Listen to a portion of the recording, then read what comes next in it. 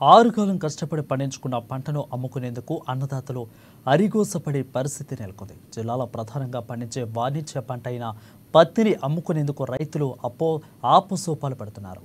తాజాగా సీసీఎల్లో ఏడాది ప్రవేశపెట్టిన జిన్నింగ్ మిల్లుల లెవెల్స్ విధానాన్ని ప్రైవేటు వ్యాపారస్తులు వ్యతిరేకించడంతో పత్తి కొనుగోలులో ప్రతిష్టంభన నెలకొంది.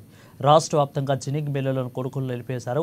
ఇక ప్రైవేటు వ్యాపారస్తులు సీసీఐ అధికారుల మధ్య చర్చలు జరుగుతుండటంతో సోమవారం ఉదయం నుంచి వ్యవసాయ మార్కెట్ యార్డులో కొనుగోళ్లు నిలిచిపోయాయి. జిన్నింగ్ మిల్లులలో ఉండే సౌకర్యాలు, ఇతరత్ర అంశాలను పరిగణలోకి తీసుకుని సీసీఐ ద్వారా ఏడాది ఏబీసీ లెవెల్స్ను కేటాయించింది. ఆదిలాబాద్ ఏపీ లెవెల్స్లో మొత్తం 17 జిన్నింగులను చేర్చారు. ఇకైతే లెవెల్స్లో సంబంధం లేకుండా సీసీఎల్ ద్వారా ఏర్పాటు చేసిన జిన్నింగ్స్ మిల్లులకు పత్తి పంపాలని వ్యాపారస్తులు డిమాండ్ చేస్తుండటంతో కొనుగోలు నిలిచిపోయే పరిస్థితి నెలకొంది. ఈ విషయమై వ్యాపారస్తులు అదేవిధంగా ప్రైవేటు ఫ్యాక్టరీ యజమానుల మధ్య చర్చలు కొనసాగుతున్నాయని, నేపథ్యంలో స్పష్టత వచ్చే వరకు కూడా కొనుగోలు చేయబోమని జిన్నింగ్ మిల్లుల యజమానులు తేల్చి చెబుతున్నారు. ఇక కొనుగోలు నిలిచిపోయాయన్న విషయం తెలియక అటు రైతులు భారీ ఎత్తున వాహనాలలో పత్తిని తీసుకురావడంతో ఇక్కట్లు తప్పలేదు.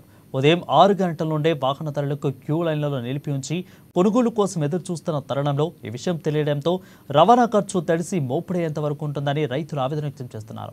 ముందస్తు సమాచారం ఇవ్వాల్సిన అధికారులు కనీసం విషయాన్ని తెలపలేదని అన్నదాతలు మండిపడ్డారు.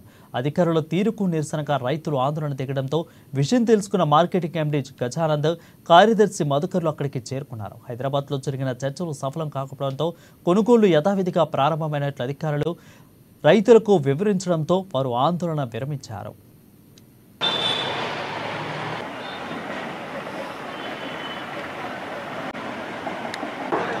ఈరోజు ఇన్ఫర్మేషన్ లేకుండా పొద్దున్న నుంచి మాకు 6:30కి మేము వచ్చినాము రైతులము.